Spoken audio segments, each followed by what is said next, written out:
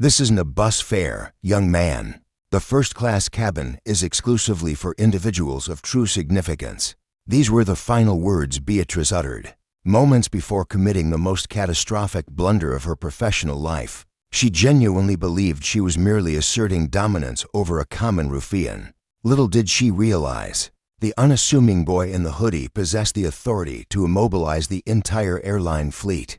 With a mere text message, as the captain abruptly engaged the brakes mid-runway and pivoted the aircraft, a collective gasp swept through the cabin, yet Beatrice's face drained of all color. The pilot wasn't reversing course due to a technical malfunction. He was returning specifically to terminate her employment, remain until the conclusion to witness the most merciless, immediate retribution ever recorded in the annals of aviation. Within JFK's Terminal 4, the atmosphere hung heavy with the rich aroma of gourmet coffee and the hushed murmur of lucrative, high-stakes dealings. This opulent space served as the exclusive lounge for Royal Horizon Airlines, a carrier that boasted its unparalleled service, reserved solely for the planet's elite 1%. Securing a position with Royal Horizon transcended mere employment. It was an undeniable emblem of prestige, a badge worn with unparalleled ferocity by Beatrice. With a subtle adjustment of her silk scarf, her gaze meticulously swept across the queue of waiting passengers, exhibiting the chilling precision of a predator identifying its most vulnerable target. As the senior purser assigned to Flight RH88 bound for London Heathrow, she regarded the first-class cabin as her undisputed personal dominion. Within her mind, a stringent checklist dictated who merited entry: impeccably tailored suits, gleaming Patek Philippe timepieces, and the unmistakable, world-weary ennui of generational wealth. Should one fail to meet her exacting standards, Beatrice ensured their awareness was absolute. "Good morning, Mr. Sterling," she purred, her voice a silken caress, accompanied by a meticulously rehearsed smile. She bestowed a flawless, almost artificial smile upon a distinguished silver-haired gentleman clutching a gleaming platinum card. "Seat 2A awaits your presence. Your champagne is already perfectly chilled." As captivating as ever, Beatrice, Mr. Sterling acknowledged her with a brief nod, then glided effortlessly past.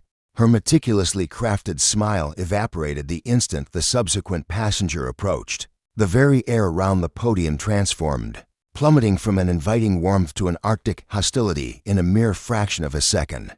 Before her stood a youth, seemingly no older than 19. He was a tall, black individual, clad in an expansive gray hoodie, relaxed basketball shorts, and a pair of well-worn, vintage Jordans.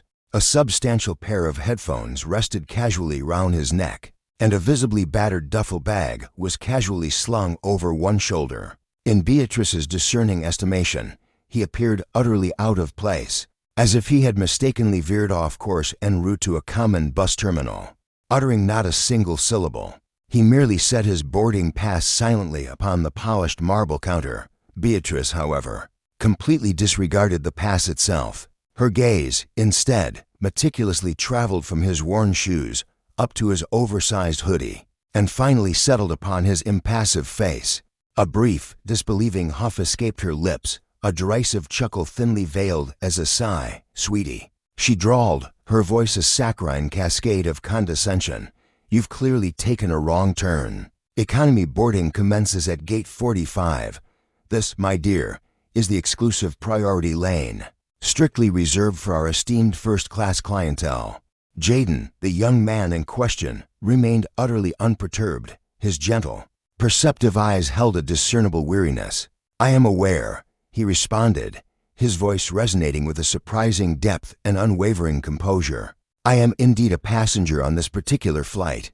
Beatrice dramatically rolled her eyes, deliberately ensuring that the queue of passengers behind him bore witness to her profound irritation. She then gingerly retrieved the boarding pass, holding it between two fingers as if it were a contaminated scrap of paper. Her gaze flickered over it, anticipating a mundane seat assignment such as for 2F or 55C. Her eyes instinctively narrowed. The text boldly declared, "Passenger Jaden Cole, Seat 1A, Status VIP." The audacious lettering seemed to openly defy her. "Seat 1A, the owner's opulent suite. represented the most exclusive and costly private sanctuary aboard the aircraft, typically designated for A-list luminaries or high-ranking diplomatic figures. Beatrice erupted into laughter, a harsh, piercing sound that compelled nearby individuals to instinctively turn their heads. "All right, this has genuinely crossed into the realm of the absurd," she declared, disdainfully flicking the boarding pass back towards him. The document drifted from the counter, settling on the ground. "Where did you acquire this? Was it downloaded from the web or perhaps pilfered from a parent's purse?" Alex deliberately stooped to retrieve the boarding pass. His expression wasn't one of rage, but rather a profound sense of disillusionment. "I purchased this ticket. It is legitimate," Alex stated. "Feel free to scan it."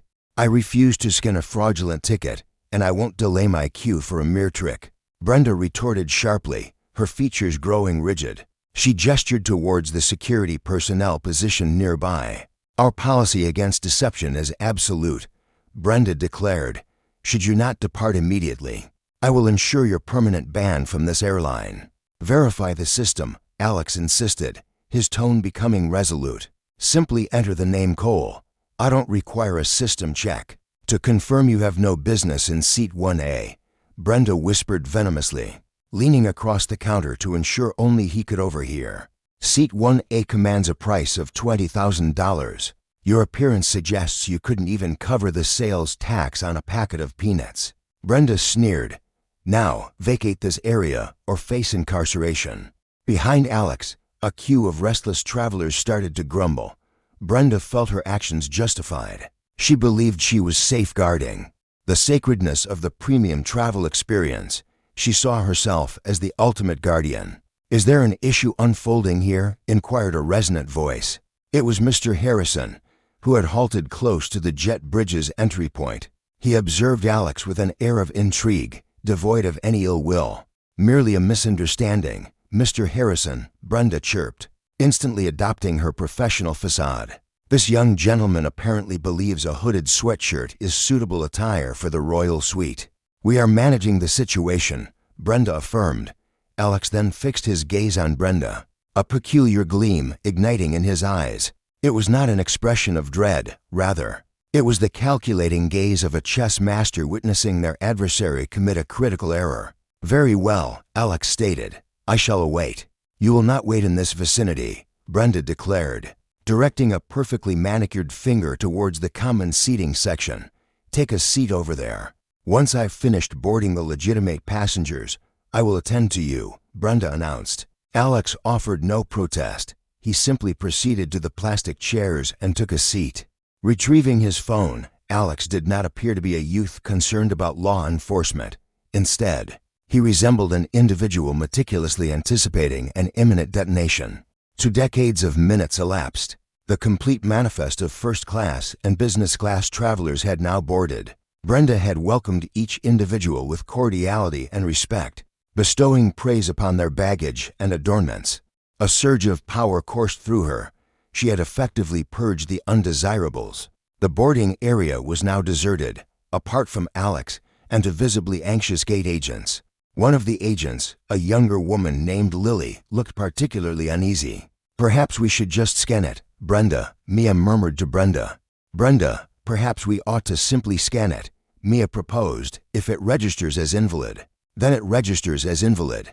Should it fail, the authorities will be involved. The gate is closing in a mere 5 minutes." Beatrice scoffed. "It's the principle of the matter, Chloe. If we allow individuals like him to even conceive of such a stunt, soon enough, this cabin will devolve into a chaotic subway car."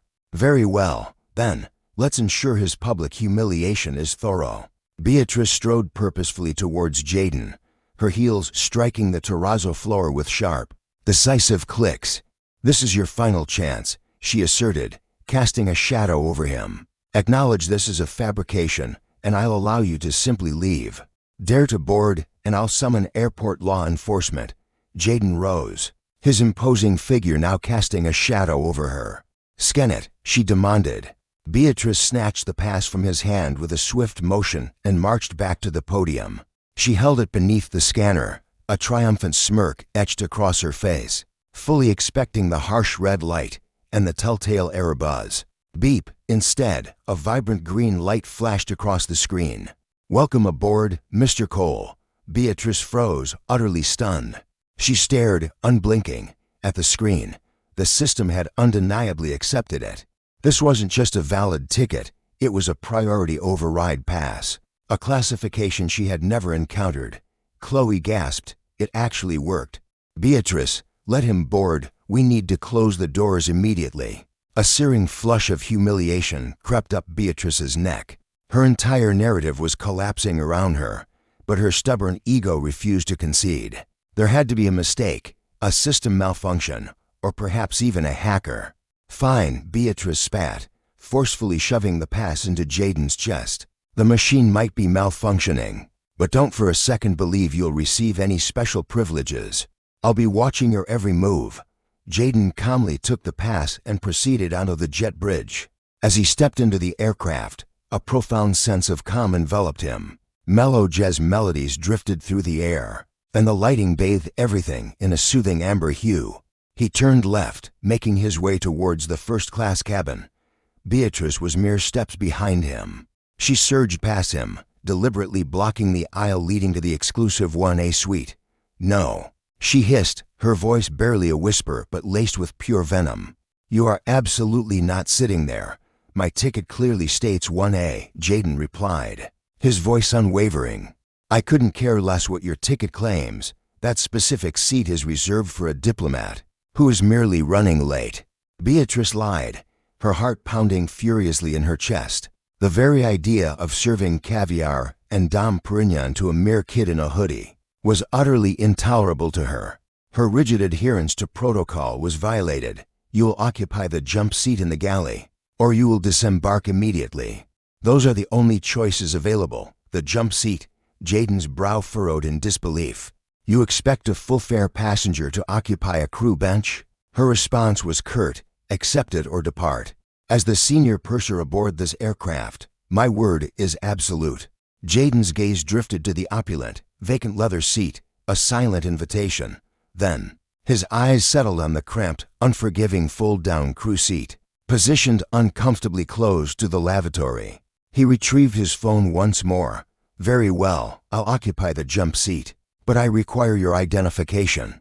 "It's Beatrice," she scoffed, tapping her gleaming name tag. "Beatrice. Ensure you spell it correctly in your trivial complaint email. They're never even reviewed." Jaden settled onto the unyielding, confined jump seat, securing the intricate harness. He appeared utterly absurd, a towering figure compressed into a minuscule crew position, while the lavish cabin remained vacant mere feet away.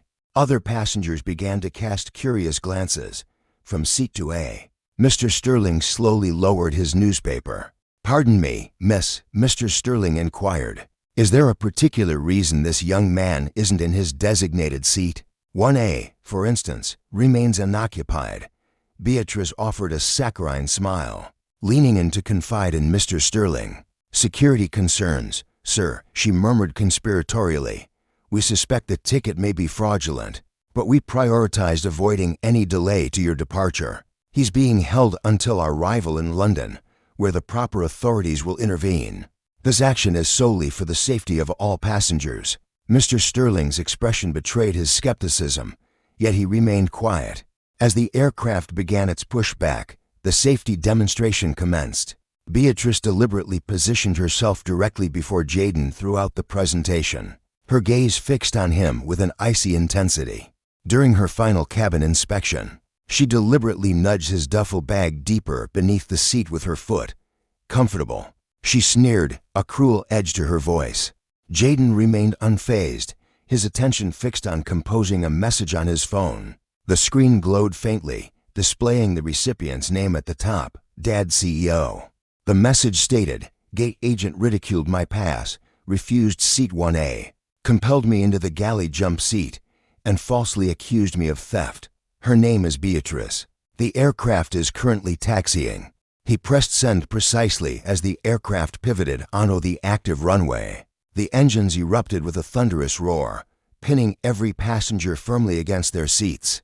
Beatrice secured her harness, a smug satisfaction spreading across her face. She believed she had triumphed, preserving the sanctity of her domain. Yet, as the aircraft surged forward, rapidly gaining velocity for takeoff 100 knots, then 120 knots, an event unfolded that Beatrice, in her 2 decades of aviation, had never witnessed. Abruptly, the engines ceased their powerful thrust. The mighty roar diminished into a disconcerting whine. The brakes engaged with brutal force, violently pitching Beatrice forward against her restraints.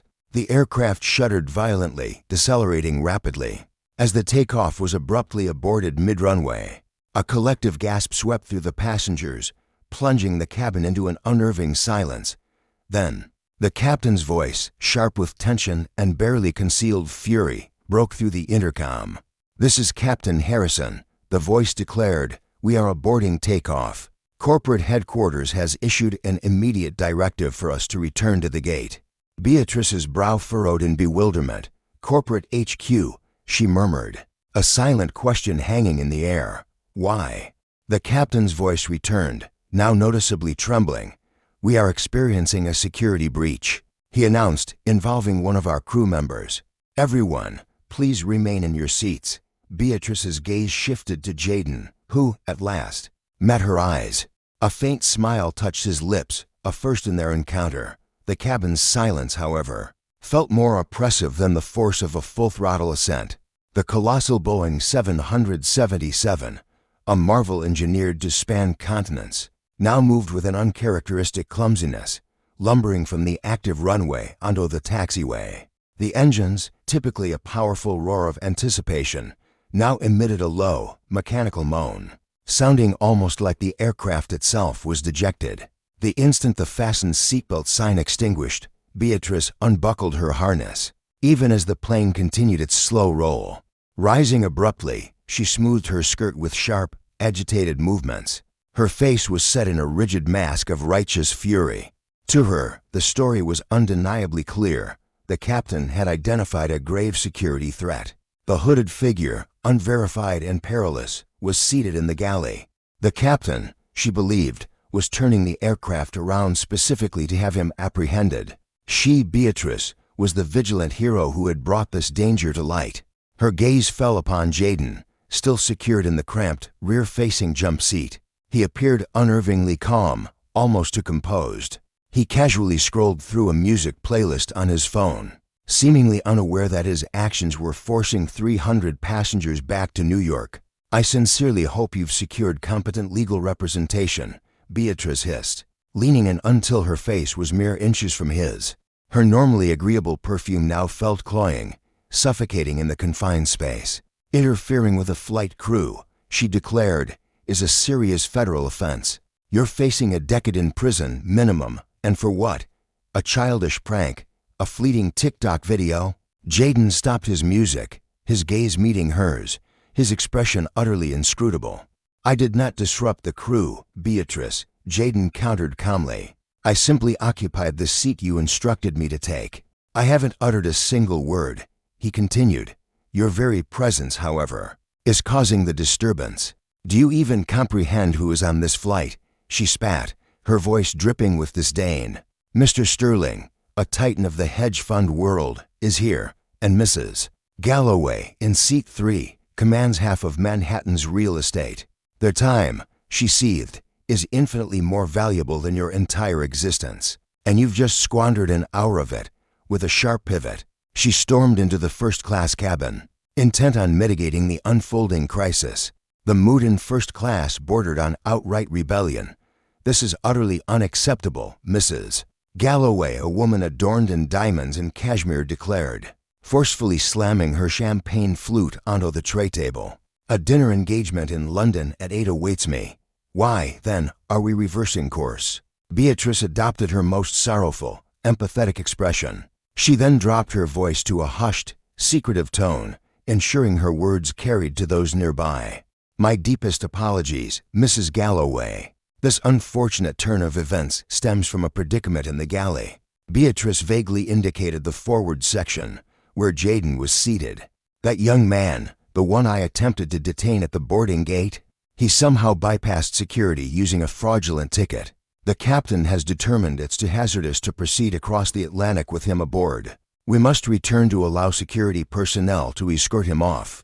A wave of indignation swept through the passenger compartment.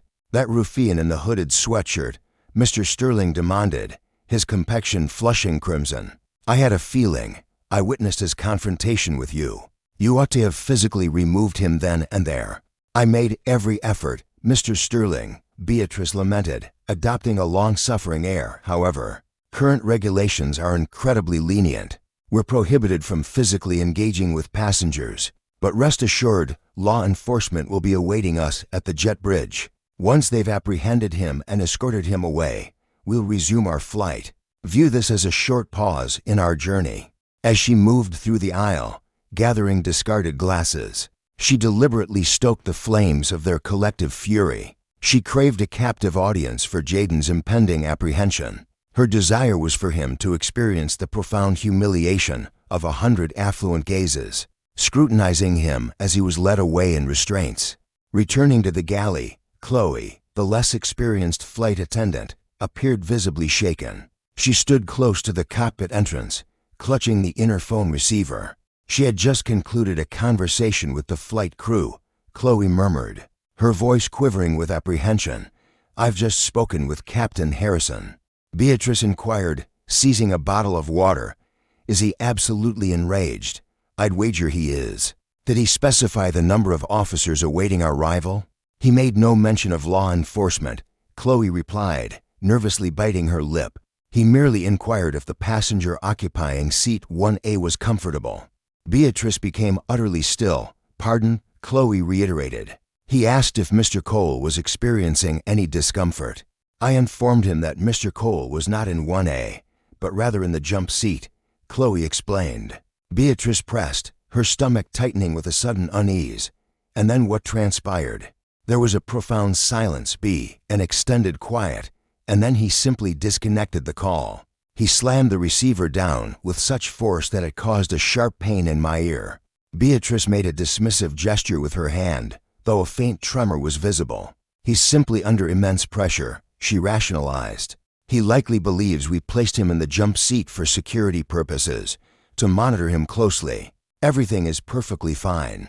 Upon reaching the gate, the proper authorities will resolve the situation, and I will undoubtedly receive recognition for identifying a fraudulent passenger."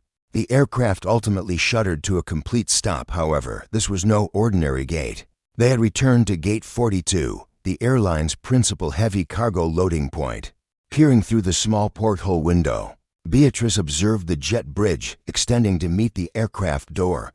Yet, beyond that, on the asphalt of the tarmac, an unusual sight caught her attention. Ordinarily, in the event of a security breach, one would expect to see police cruisers with their emergency lights flashing. However, no police vehicles were present. Instead, 3 dark-colored SUVs were positioned directly beside the boarding stairs. These vehicles bore the appearance of official government transport, or perhaps high-tier private security. "You see," Beatrice crowed triumphantly, turning her gaze toward Jaden. "They've brought in federal agents. You've truly made a grave error, young man." Jaden calmly released his seatbelt harness.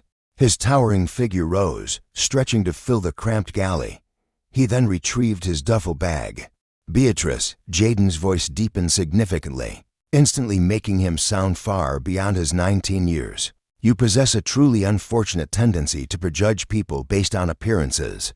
That's a habit you'll struggle to overcome once you're jobless. Sit down." Beatrice's voice pierced the air. "You remain seated until law enforcement grants permission to rise." Just then, the illuminated seatbelt sign extinguished. The distinct click of the aircraft door disarming echoed loudly through the hushed cabin. Beatrice gathered her composure, meticulously smoothing her hair. Positioned squarely before the door, she stood poised to brief the arriving officers the instant they boarded. She rehearsed her initial statement. "Officer, the individual in question is aggressive and has defied all crew directives." With a groan, the substantial door swung inward.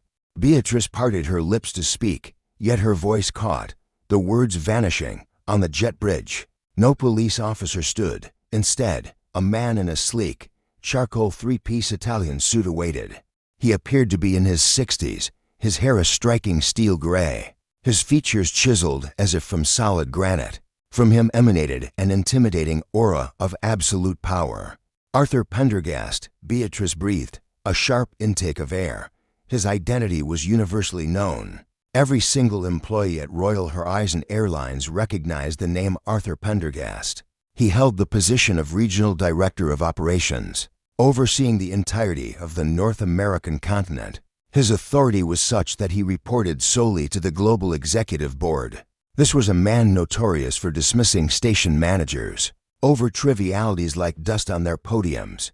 Trailing him were two additional men, one clutching a tablet, the other a briefcase. Following them, visibly enraged, was the station manager, Mr. Henderson, whose pallor suggested he was on the verge of being violently ill. Beatrice's thoughts spun wildly. The director was dispatched for mere ticket fraud. Her internal monologue continued. This young man must be an exceptionally skilled criminal, perhaps a hacker responsible for pilfering millions. Mr. Pendergast, Beatrice managed, advancing and offering her hand, striving to regain her lost composure. I am immensely relieved by your presence. The situation is fully under control. The individual in question is located directly here within the galley. I secured him. Mr. Pendergast made no move to acknowledge her outstretched hand. He didn't even spare her a glance. His gaze pierced right through her, as though she were utterly transparent. He bypassed her, entering the galley with the unwavering precision of a heat-seeking missile. He halted abruptly before Jaden. A profound silence enveloped the entire cabin. Mr. Sterling and the remaining first-class passengers strained their necks, eager to witness the impending arrest. Mr. Pendergast then executed a bow. It was no mere nod, but a deeply formal, respectful inclination of his head. Director Thorne's voice, thick with profound shame on behalf of the entire Stellar Skies executive team, declared, I extend my most unreserved and heartfelt apologies. This represents an abysmal breach of our standards. Eleanor Vance felt the color vanish from her complexion, her legs threatening to buckle beneath her. She clutched desperately at the galley counter's edge, striving to regain her composure. Ethan Thorne offered no reciprocal gesture, his gaze fixed solely on Director Thorne. With an unyielding expression, Ethan Thorne simply stated, Thorne. The name was instantly recognized. My father informs me you maintain rigorous control, yet today, your operation felt more akin to a sinking vessel. We are launching an immediate investigation into this sequence of breakdowns, sir. Director Thorne stammered, a sheen of perspiration forming on his forehead, defying the cool cabin air. Your father is on the private communication channel in the cockpit. Captain Davies awaits your presence. My father, Eleanor Vance gasped, the words slipping out without her consent. Director Thorne finally pivoted to face Eleanor Vance. His eyes were frigid, lifeless pools. Chief Flight Attendant Eleanor Vance, he articulated. He had no need to consult a name tag. Do you comprehend who this individual is, Eleanor Vance? She silently shook her head, rendered utterly speechless. This is Ethan Thorne, Director Thorne announced, his voice resonating throughout the first-class cabin for the benefit of the affluent travelers. He is the sole heir of Victor Thorne, the visionary founder and principal stakeholder of Stellar Skies Airlines. This young man is the proprietor of the very aircraft you are currently aboard. He holds ownership of the uniform you are wearing. In essence, Miss Vance, he possesses dominion over the very oxygen you are currently inhaling. The ensuing silence was absolute, almost oppressive. Mr. Blackwood in seat 2A let his newspaper slip from his grasp. Mrs. Albright's jaw dropped in astonishment. Ethan Thorne looked at Eleanor Vance. The pretense of belligerence had utterly vanished. In its stead stood the successor to a colossal aviation dynasty worth billions. I attempted to inform her, Ethan Thorne stated with unnerving composure to Director Thorne. I revealed my identity and instructed her to process the boarding pass. She scoffed dismissively at me, simply because I was dressed in casual attire.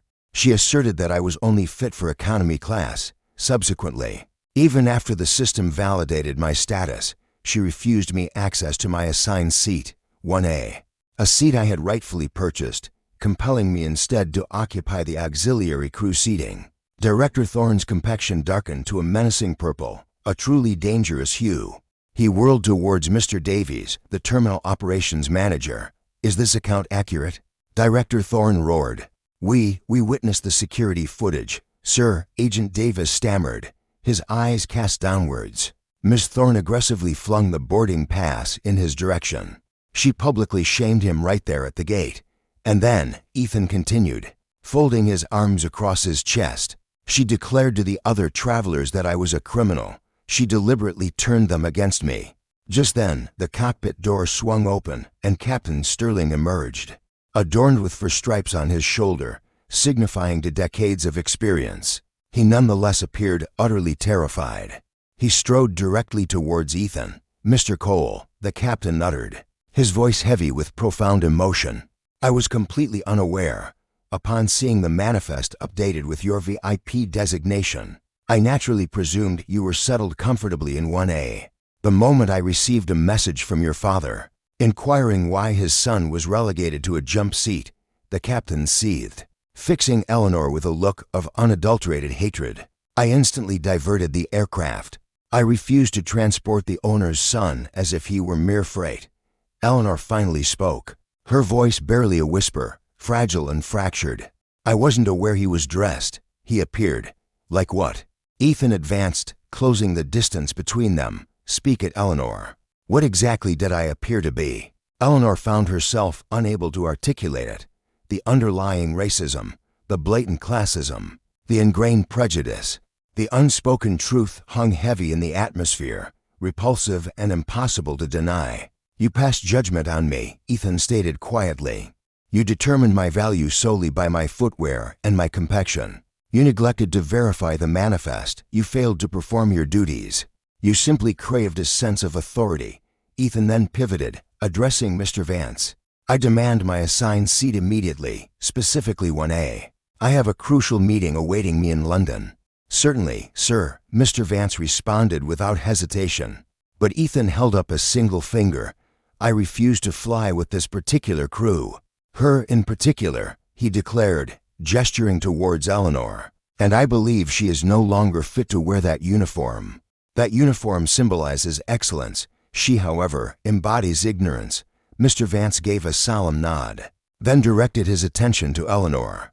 "Beatrice, surrender your badge and identification. Your service is terminated, effective this very moment. You will be forcibly removed from this aircraft." "But how am I to reach London?" Beatrice choked out, her face awash with tears, mascara streaking her cheeks. "You're missing a purser. You cannot depart with an insufficient crew." Victor offered a chilling smirk. "Oh, that's hardly your concern. My father foresaw this exact scenario." Gaze out the window. Beatrice watched as another set of stairs approached the aircraft's rear, revealing a replacement flight crew. A brand new team of 10 flight attendants, immaculate in their uniforms, poised and prepared, advanced across the tarmac. They had been mobilized from standby and expedited here in SUVs. "You're more than merely dismissed, Beatrice," Victor declared. "You're being completely supplanted right now, for all to witness." Commander Thorne motioned imperiously toward the exit. "Depart the aircraft, Beatrice." She glanced at the first-class cabin, at the passengers she had ingratiated herself with, the individuals she had mistakenly considered her equals.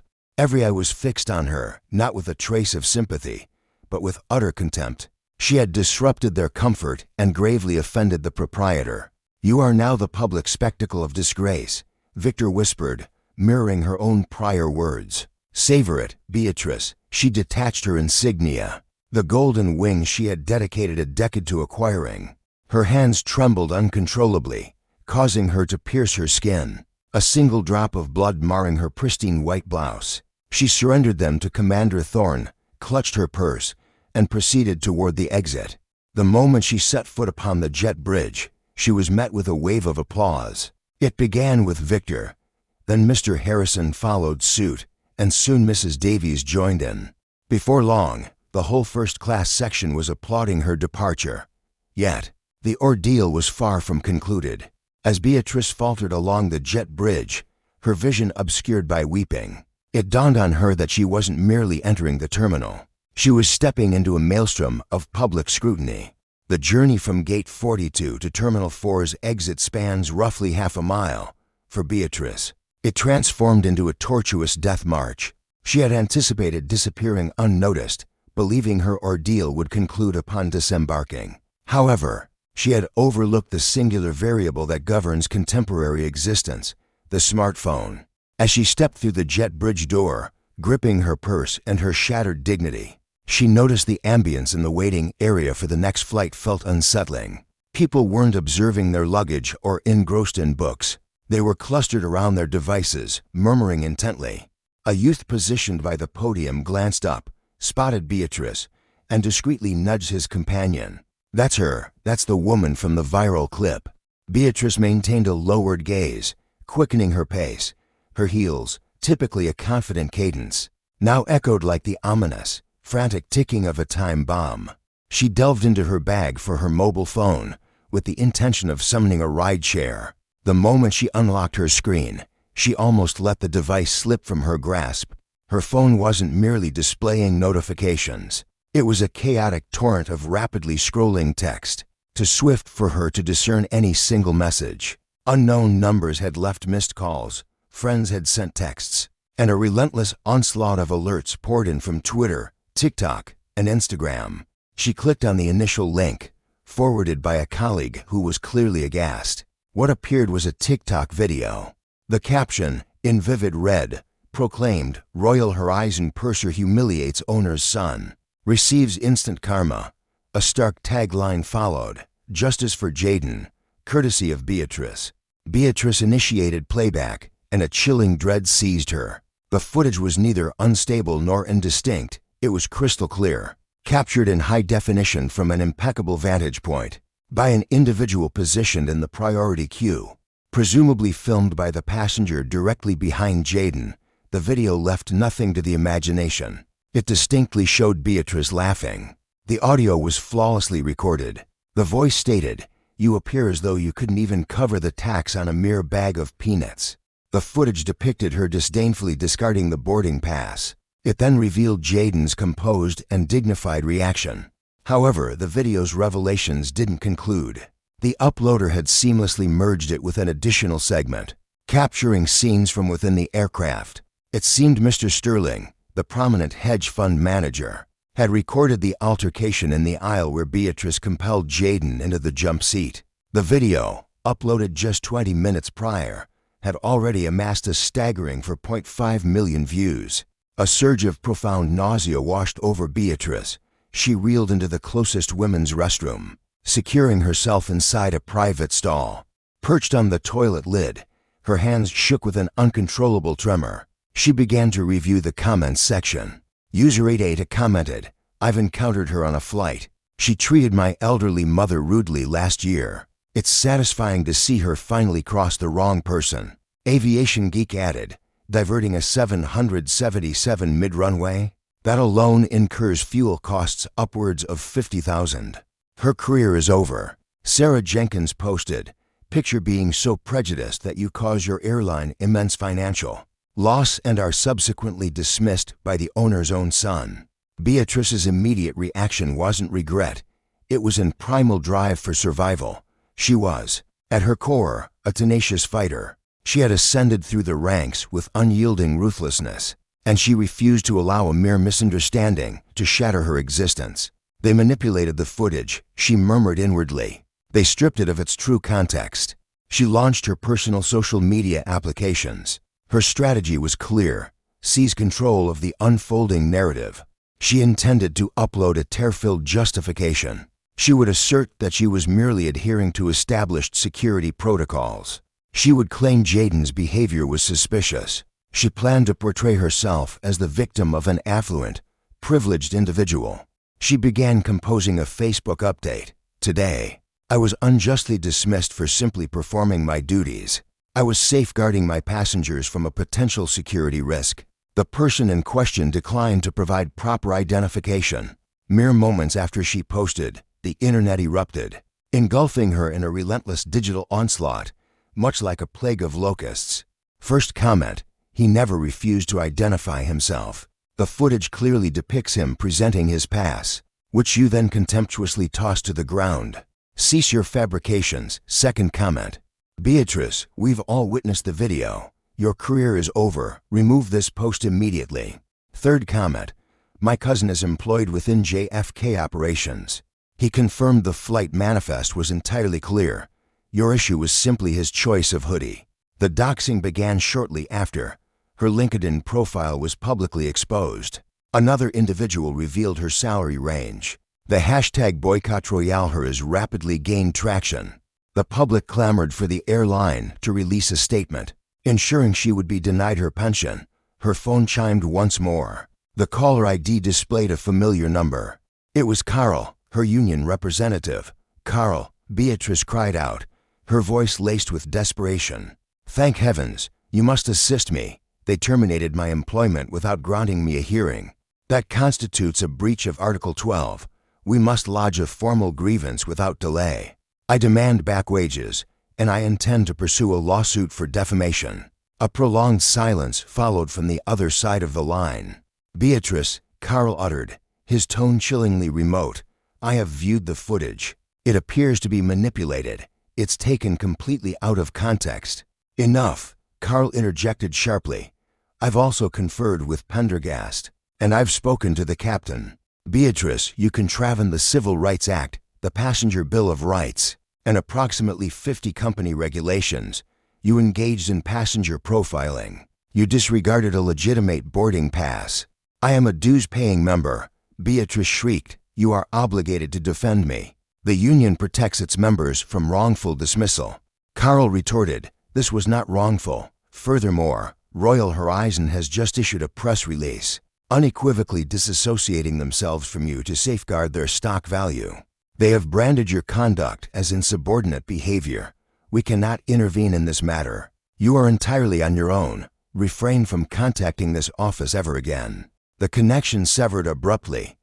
Beatrice remained seated in the airport restroom stall, the automatic flush whirring ominously behind her. She was utterly isolated, yet the genuine terror wasn't the ensuing quiet. It was the unsettling sounds emanating from beyond the bathroom door. Overhearing the cleaning women, she caught a snippet. "Have you heard?" One whispered. "About Mr. Cole's son?" The first woman continued. "He compensated every passenger on that delayed flight with a $5,000 voucher, and even treated the entire new crew to dinner in London." The second woman scoffed. "Now that's true class, unlike that horrid woman who used to staff the gate." Beatrice found herself trapped, unable to even exit the restroom. Her visage had become the most reviled in the entire nation. 3 weeks passed, and the apartment remained shrouded in darkness. Drawn curtains blocked out the world, while pizza boxes and unopened correspondence lay stacked high on the coffee table. For 20 days, Beatrice had not stepped foot outside her dwelling. She had attempted to weather the tempest, yet the storm showed no signs of abating. The tempest had settled irrevocably over her existence, submerging everything she had painstakingly constructed. Her application to Delta was met with immediate rejection. American Airlines likewise turned her down. Undeterred, she sought employment with Spirit, Frontier, and even a minuscule charter cargo operation nestled in Alaska. Rejection followed rejection, a relentless barrage. Her name was now red-flagged within the AIRS, the Aviation Industry Reference System database, under the damning category of reason for separation. The entry wasn't merely fired, it explicitly stated gross misconduct, security risk, and high liability. She was utterly barred from any position in aviation. Yet, Beatrice refused to surrender. A burning fury ignited within her. She was convinced she had fallen prey to a ruthless corporate machine. Consequently, she sought out legal counsel, finding a strip mall attorney known as Sol Sol. This was not the fictional character, merely a namesake coincidence. The unctuous man, Sol Sol, had assured her he could secure a substantial settlement. Wealthy individuals detest negative publicity. Sol had informed her, "We'll file a lawsuit for wrongful termination and severe emotional distress. We'll demand $5 million, he explained. They'll agree to $1 million simply to silence you." The day had arrived for her crucial meeting at Sol's office. She donned her finest suit, though it now hung loosely on her frame. The relentless stress had caused her to shed considerable weight. Driving to the office, she concealed her identity behind oversized sunglasses, desperate to avoid recognition. Upon entering Saul's office, she found him not smiling, but visibly perspiring. He sat hunched behind his desk, his gaze fixed on a formidable stack of documents that had just arrived via courier. "We have a significant issue, Beatrice," Saul declared, dabbing his brow with a handkerchief. "What kind of problem?" Beatrice inquired, her voice laced with a flicker of hope as she took a seat. "Did they propose a settlement?" "Not precisely," Saul responded, then slid a weighty document across the desk towards her. The document, bound in formidable legal paper, bore the Royal Horizon letterhead, gleaming in embossed gold. "This," Leo declared, "is a countersuit." Leo revealed, "They're pursuing legal action against you." Alara let out a brittle, nervous laugh. "For what?" Alara scoffed. "That I wound their delicate sensibilities." "No," Leo stated, his voice grave. "For substantial damages, Alara," Leo continued. "Are you aware of the immense cost involved in aborting the takeoff of a Boeing 700 and S-7-300er?" Alara's eyes widened slightly. "I have no idea. Perhaps a few thousand?" "Guess again," Leo urged, turning to page 12 of the formidable lawsuit. "The jet fuel dump alone, required to achieve a safe landing weight, $42,000. Then there are the runway slot fees and penalties from the JFK Port Authority for obstructing the active runway, $25,000, Leo paused, and passenger compensation vouchers, personally issued by Mr. Thorne, a staggering $1.5 million. Finally, crew replacement logistics, $15,000. His finger jabbed at the ominous bottom line. The grand total of damages sought, $1,682,000. Leo's voice dropped to a chilling whisper. "They are pursuing you for over $1.6 million. Furthermore, they are invoking the malice and gross negligence clause within your contract." Leo explained, "Typically, employees are shielded from such expenses, but your actions, demonstrably fueled by discriminatory intent, as the video irrefutably proves, have dissolved that corporate protection. You are now personally accountable." The words hit Alara like a physical blow. The entire room seemed to reel around her. "I don't possess $1 million, Alara gasped, her voice strained. "My 401k only holds $40,000. "There's more," Leo uttered, his face etched with genuine terror. "The Thorne family's legal team. They play an exceptionally brutal game. This very morning, they filed a motion to freeze all your assets, pending the trial's resolution. Your bank accounts are now inaccessible. Alara, your credit cards are completely frozen." Alara shot to her feet. "They cannot possibly do that." "They can, and they have," Leo countered. "They're asserting you're a flight risk. I understand the bitter irony." Leo snapped the folder shut. "Alara, I cannot represent you. My expertise lies in slip and fall cases." He continued, "These adversaries are absolute predators.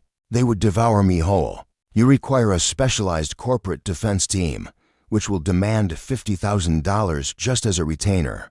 "I can't possibly pay you," Alara shrieked, her voice cracking.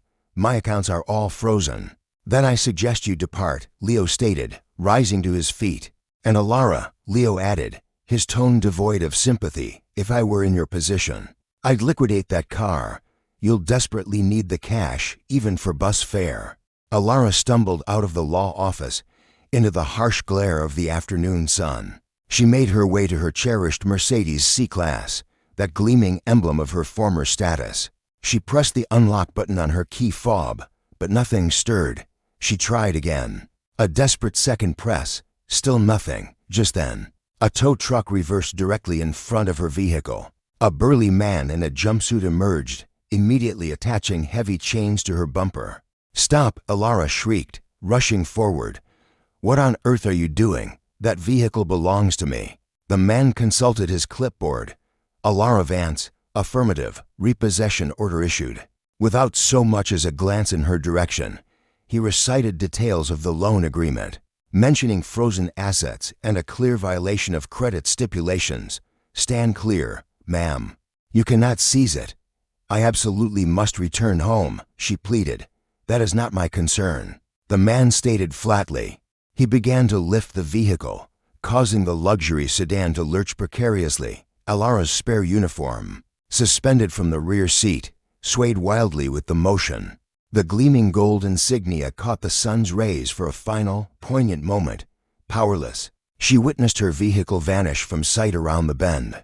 Left abandoned on the pavement, she felt utterly marooned. Her hand dove into her handbag, desperate to check her phone, to contact anyone who could help. The screen remained stubbornly dark.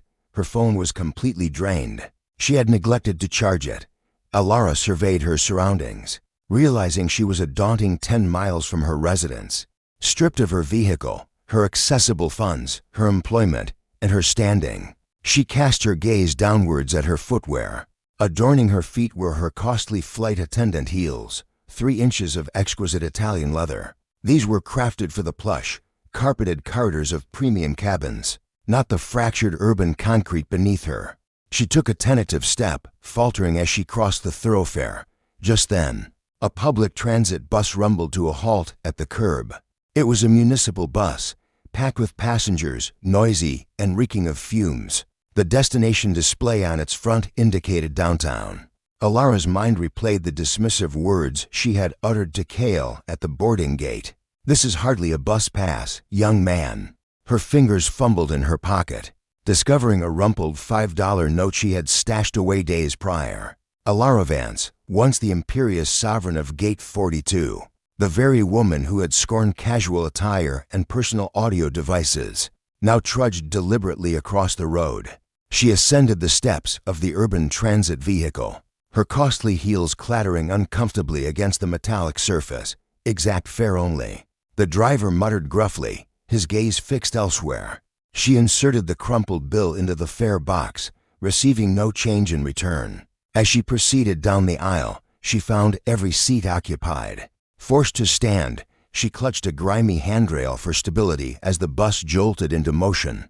Her eyes drifted to the window, where a jetliner sliced through the sky, a gleaming silver arrow piercing the clouds, bound for some opulent, picturesque destination. She was not aboard that flight, and a devastating certainty settled upon her. She would never again experience such a journey. A year later, the Greyhound bus station in Newark, New Jersey, reeked of diesel exhaust, stale kernels, and profound hopelessness.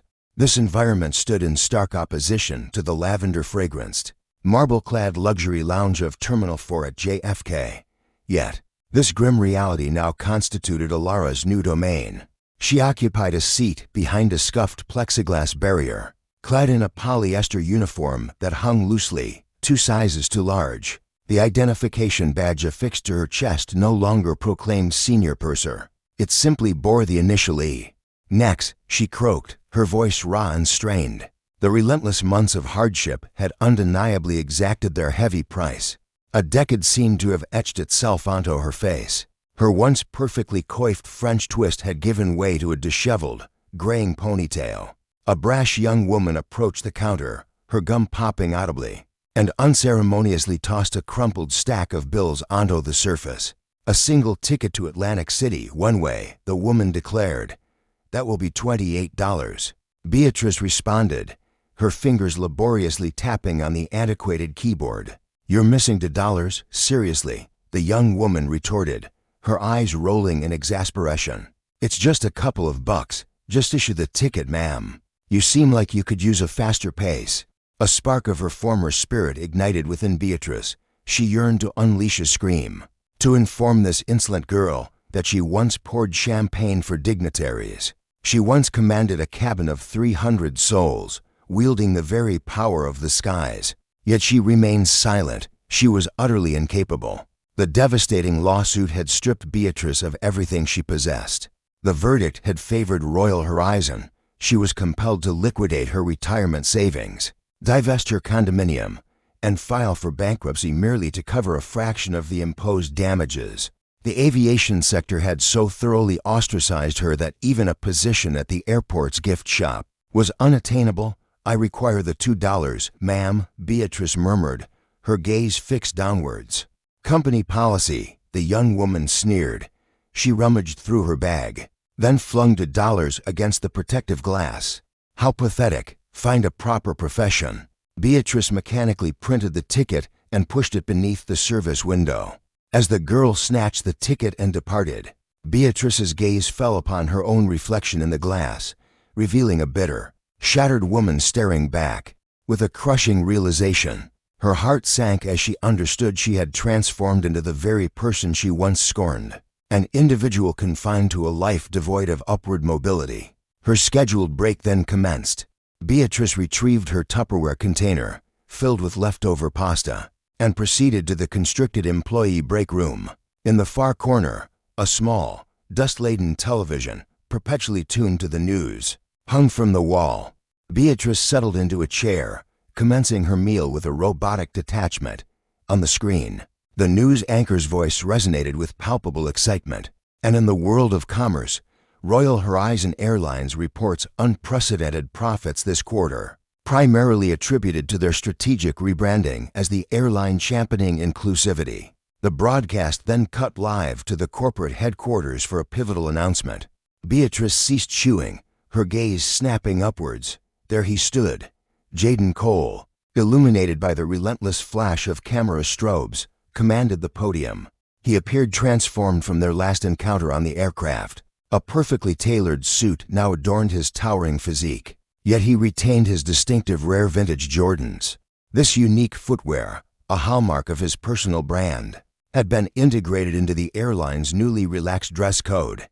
He exuded an aura of power, self-assurance, and benevolence. Beside him stood his father, Reginald Cole, and Arthur Pendergast, though Jaden unmistakably held the reins of authority. "Thank you," Jaden articulated, his voice deep and reverberating powerfully through the television speakers. "Precisely 1 year prior, I boarded an aircraft only to be informed I was unwelcome. My appearance, rather than my true identity, became the sole basis for judgment. The experience was agonizing, yet utterly indispensable. It laid bare a corporate culture desperately needing transformation." Alara's throat tightened, a knot of dread forming. He was undeniably speaking of her. In his narrative of triumph, she was cast as the antagonist. "Today," Cale declared, "I am immensely proud to unveil the groundbreaking Skyward Ascent initiative. Celestial Airways is committing a staggering $50 million to establish Flight Academy scholarships for disadvantaged young people. Our aim is to guarantee that the aviator commanding the aircraft, the technician maintaining it, and the leader guiding the company reflect the diverse global community we proudly serve." The televised audience erupted in thunderous applause as Cale, a triumphant smile gracing his lips, continued, "We are discontinuing the outdated priority boarding system that segregated individuals by their perceived social standing. Henceforth, Celestial Airways will implement zone-based boarding, prioritizing operational efficiency over any form of elitism. For at 30,000 feet, we are all simply individuals striving to return home." The camera swept across the assembled multitude. Alara's gaze landed on familiar visages, among them Lyra, the junior flight attendant who had once attempted to caution her. Lyra now proudly displayed the gleaming gold insignia of a lead cabin manager. Her face radiated joy. Her applause was the most fervent. Alara fixated on the display, her sight obscured by a veil of tears. Lyra had ascended. The airline flourished. Cale was hailed as a savior. Meanwhile, Alara sat in a desolate bus terminal break room, consuming frigid pasta. The door to the small room creaked open, and her manager, a stern man named Marcus, peered inside. "Hey Alara, your break's done. A bus from Philadelphia is arriving, packed to capacity. Get back to your station. I just require a moment," Alara faltered, dabbing at her eyes.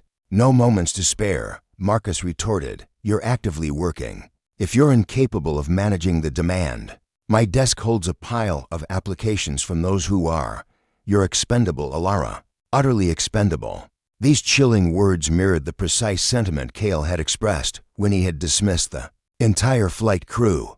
This was the ultimate, agonizing turn of the blade. Her karmic retribution wasn't merely the forfeiture of her wealth. It was her current position, caught in the relentless gears of the same cold, impersonal corporate apparatus she had once ruthlessly deployed. Alara rose to her feet. She returned to her designated cubicle, settling behind the protective glass. A queue of weary, exasperated travelers had already begun to materialize. clad in hoodies and sporting headphones. Their shoulders bore worn, battered duffel bags. Just 12 months prior, Alara would have regarded them with undisguised contempt. She would have passed swift, harsh judgment, yet now, her gaze fell upon the young man leading the queue. He bore a striking resemblance to Cale. "A ticket to the capital," he stated, his eyes fixed on his mobile device. Alara drew a profound breath. There was no dismissive eye roll, no exasperated sigh. "Certainly," she uttered gently, her voice quivering with a freshly discovered sense of humility. "Immediately, sir. I wish you a secure journey." It represented a minor alteration.